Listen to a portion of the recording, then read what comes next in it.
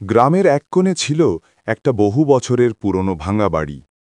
সবাই একে ডাকত ছায়ার বাড়ি, কারণ রাত হলেই বাড়িটার জানালায় একটা অদ্ভুত ছায়া নড়তে দেখা যেত।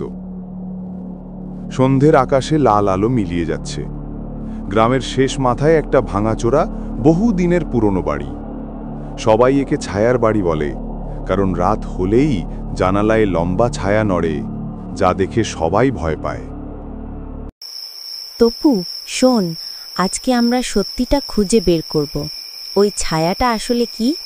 প্রতিদিন ভয় পেয়ে পালিয়ে থাকা আর চলবে না। রিনা, আমি কিন্তু ভয় পাই না, মানে একটু পাই, কিন্তু ওই বাড়িতে রাতের বেলা যেতে হবে না তো? ওখানে নাকি ভয়ঙ্কর আওয়াজ হয়। আরে, ভয় পেলে চলবে না। আমরা দুজন একসাথে গেলে কিছুই হবে না। চলো, সত্যটা বের করি।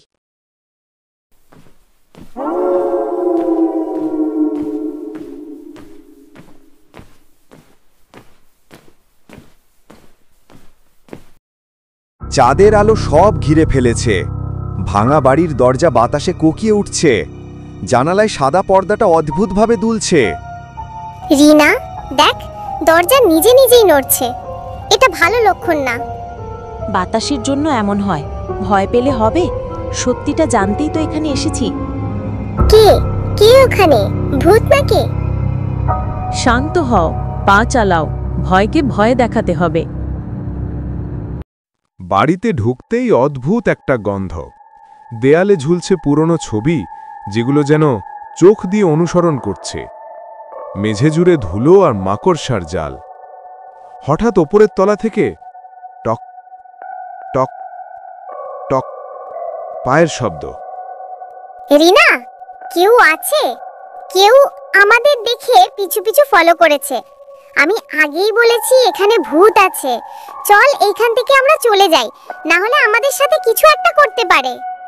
টর্চটা উপরে ধরো, দেখ কে নামছে। টর্চের আলো সিঁড়ির দিকে পড়তেই দেখা গেল একটা লম্বা কালো ছায়া ধীরে ধীরে নিচে আসছে। আর রিনা, এটা ভূত, লম্বা ছায়া। আমি আর থাকতে পারবো না। দাঁড়াও, আমরা এত দূর এসেছি, পালালে উত্তর পাবো না। হ্যালো, কে আপনি? কে আপনি? ছায়াটা ধীরে ধীরে আলোতে এলো, আর সত্যটা দেখেই রিনা তপু দুজনই থতমত। এটা কোনো ভূত ছিল না, বরং এক বৃদ্ধা মহিলা, যার হাতে একটা পুরনো লাল লণ্ঠন। ওহে বাচ্চারা, ভয় পেও না। আমি এখানে থাকি বহু বছর ধরে। রাতে হাঁটার জন্য লণ্ঠন জ্বালাই, তাই আমার ছায়াটা লম্বা হয়ে জানালায় পড়ে। মানে আপনি ভূত না, ছায়াটাই সবার ভয় দেখাচ্ছিল? হ্যাঁ বাবারা, আলো কম থাকলে ছায়া লম্বা হয়ে যায়। আমার হাঁটাচলা গ্রাম থেকে দেখলে সবাই ভুল বোঝে। আপনি একা থাকেন? কেউ খোঁজ নিতে আসেল? না, সবাই আমাকে ভূত ভেবে দূরে সরে যায়, তাই বাড়িটাই ভয়ের বাড়ি হয়ে গেছে।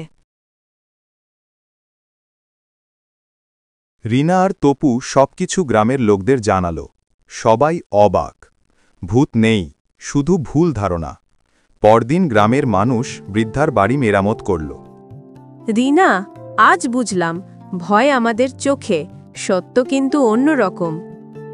তাই তো, অন্ধকারকে ভয় না পেয়ে সত্যটাকে খুঁজে বের করতে হয়। এইভাবেই ছায়ার বাড়ি আর ভয়ের বাড়ি রইল না, হয়ে গেল আলো আর মানুষের ভালোবাসায় ভরা একটি ঘর। রিনা আর তপুর সাহস গ্রামে সবাইকে শেখালো, ভয় নয়, সত্যই সবচেয়ে বড় শক্তি।